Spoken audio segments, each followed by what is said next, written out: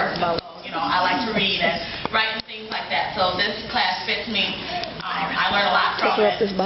We did start off with a lot of females in our church, and slowly on through the years, our class decreased, and it could have been from somebody going to school or just nobody wanting to be in it, but it's okay, because like Sister Neal said from the beginning, if you don't want to be in here, then don't come, because it's for those that really want to get something out of the class, and that's why we still have our faithful few. So I appreciate you guys for sticking with us, because hey.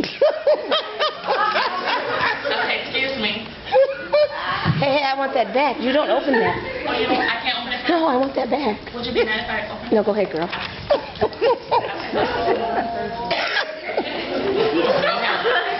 So, the topic, well, that's my whole new generation thing. I love it.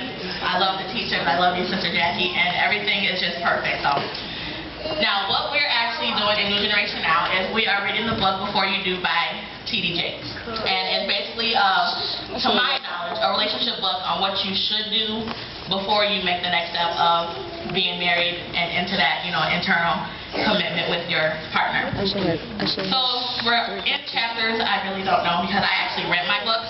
And until she says, you gotta have to start buying your books, I'm gonna keep reading them. So I really don't know what chapter we're in right now. But the chapter that stuck out to me was labeled "Junk in Your Trunk."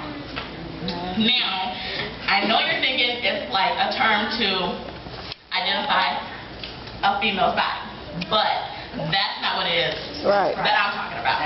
Okay? When I say junk in the trunk, I'm thinking like it's old baggage you keep around for whatever reason. In our NG class, when reading the book, it encouraged you to clean up your junk and not let it take storage in your life, aka your trunk, because that's where you store things that you really don't need.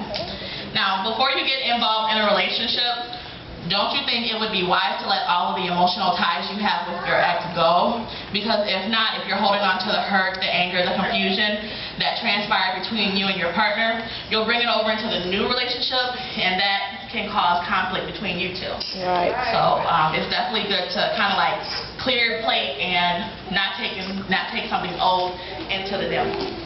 Now, with dealing with baggage and new baggage from your new relationship, it could make a person go crazy, and so the next thing you know is you'll be stressed and depressed and eating desserts all day, and like us females really got to watch that, because sweets can kind of mess up our weight and our face, and we're trying to stay perfect, and and it's just like don't, to me personally, I can speak for myself, I don't let things stress me out to the point where I'm just like depressed and break down, because it's really not worth it, and if something's not good for me, then I let it go, or at least I try to anyway. Decisions play a big role in cleaning out your trunk. You have to make decisions to let go of the bad emotions that you bring up in your trunk. We have to remember decisions that we make do affect those around us. And if we bring the old bag into the new relationship, who will it affect? It will affect our new partner. There are two kinds of trunks to be aware of. We have physical and emotional. The one thing that they both have in common is that they both weigh you down. Physical junk can be interpreted as having a junk drawer and never being able to find a pen when you need one, or having a pile of magazines, old newspapers, unpaid bills, just stuck in the corner, taking up useful space. Emotional junk can be interpreted as bottled up feelings from a past relationship where you just can't let go, or you just may have, you may just be holding on to like the hurt and the anger that you are waiting for to come into your new relationship, which it necessarily doesn't have to be that way, but if you're holding on to the old, emotions and things like that, that's what you're going to create anyway. So it's good to just let it go. Reading this chapter, I do wonder why people like to hold on to the baggage, because, it's just junk, and things that you don't need, you need to get rid of so you can have a healthy and happy life. So in closing, I will say, don't leave junk in your trunk. Okay, it's good to clean it out on a daily basis. I mean, like the saying goes, out with the old and with the new. Now, can you do me a favor? You're awesome, Richie. Thank you. I tried. Now, can you all do me a favor? Thank you. Can you look to your neighbor and smile? And can you say, put your junk Put your junk where it belongs.